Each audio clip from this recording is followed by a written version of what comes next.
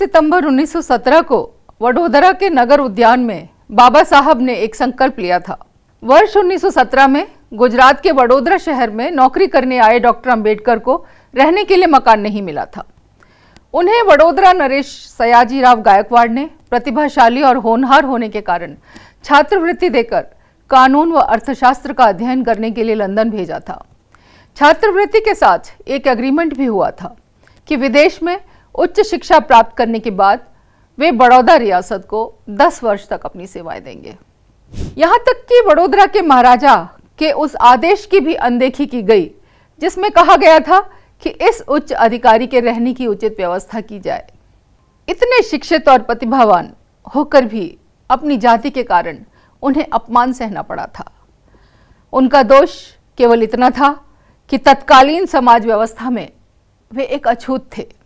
फिर उन्होंने संकल्प लिया कि मैं अपना पूरा जीवन इस देश से छुआछूत खत्म करने और समानता कायम करने के कार्य करने में लगाऊंगा।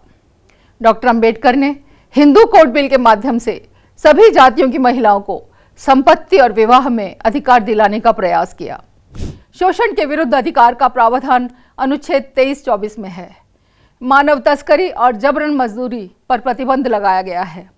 14 वर्ष से कम आयु के बच्चों से कारखानों, खानों या खतरनाक कार्यों में काम नहीं लिया जा सकता। बाल मजदूरी अपराध है। नागरिकों को धार्मिक स्वतंत्रता का अधिकार अनुच्छेद 25 से 28 में निहित है। धार्मिक संस्थानों को प्रबंधित करने की स्वतंत्रता है। सांस्कृतिक और शैक्षणिक अधिकार का प्रावधान है। अपनी भाषा, लिपि और संस्कृति को सुरक्षित रखने का, संरक्षित रखने का अधिकार है।